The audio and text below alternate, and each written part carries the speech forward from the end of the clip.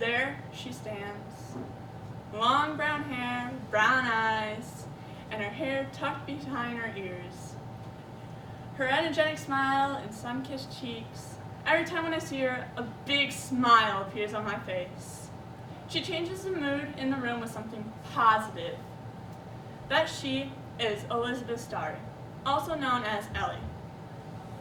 Ellie plays a huge role in my life and who I am today.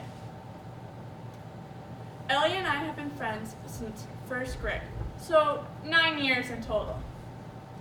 I'll start at the very beginning of our friendship and then progress by a couple years or so to get to now. Our friendship has faced a large number of difficulties throughout the years, but having her as one of my friends has been the most important thing that has happened to me. In preschool and kindergarten, I really didn't have any friends at all. I didn't have my first friend until first grade.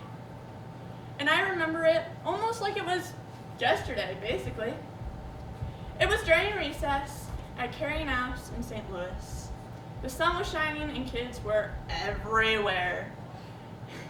It wasn't until later, off towards the side of the end of the playground, there I saw her sitting on these monkey bar-like structures and talking to another girl. So I thought she was cool and I slowly and shyly approached my way towards her. Then day after approaching her, I would start hanging out with her, hanging around the monkey bar structure with her. Ellie and I grew closer as the years went on. Years grew longer, and before I knew it, we were in 4th and 5th grade. This is where, in 4th grade, we were really close, but when 5th grade came around the corner, we started to drift a little.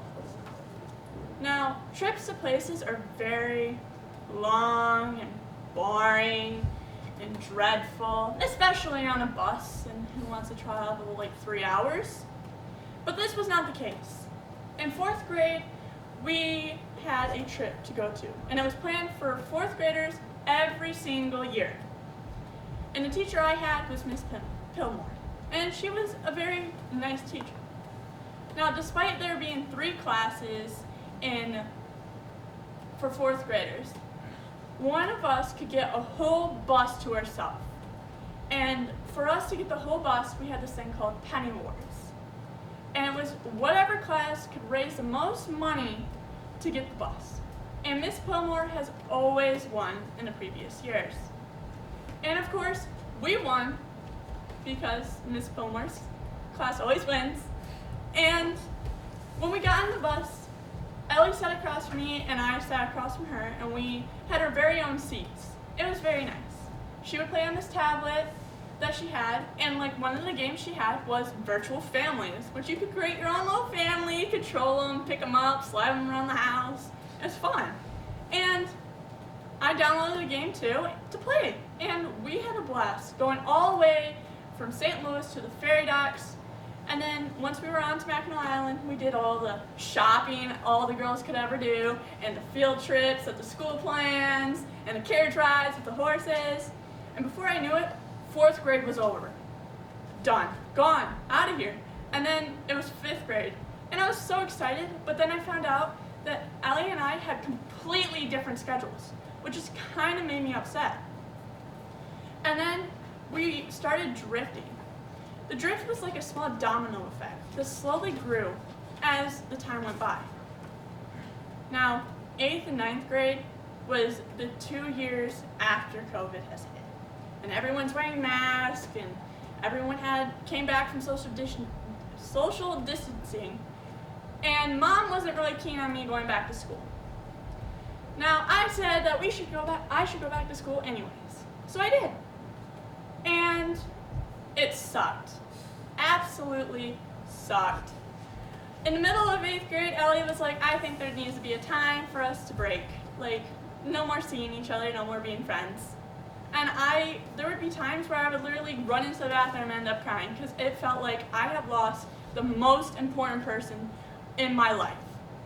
She was like a sister to me, more than my actual sister.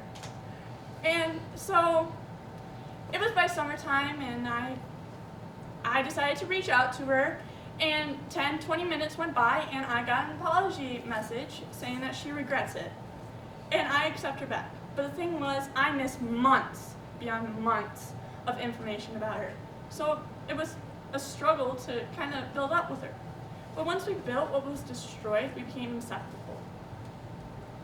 Ellie and I rarely have arguments or disagreements.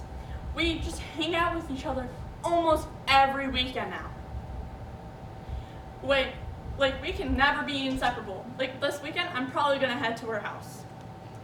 We could do anything and almost everything, from sledding to swimming and more. Ellie makes sure I'm having fun and smiling and having a good time. Sometimes we'll take a trip to memory lane and talk about the things we would do. The things like our favorite YouTuber, cartoon, teacher, and a whole bunch more. I think it's important that Ellie and I are friends, and now that we have overcome the tough moments in our friendship, it is great. It was hard to make friends at first, but I'm glad she was my first. In elementary, was full of bonding moments that I won't ever forget. Middle school and the beginning of high school was stressful, but we made it through it. And I'm glad that we made it through all the tough moments, no matter what. And I'm happy we are where we are now, and we spend so much time with each other. Ellie is important to me because she has been my best friend through the thick and thin in the course of 9 years, and whatever happens, she will still be there.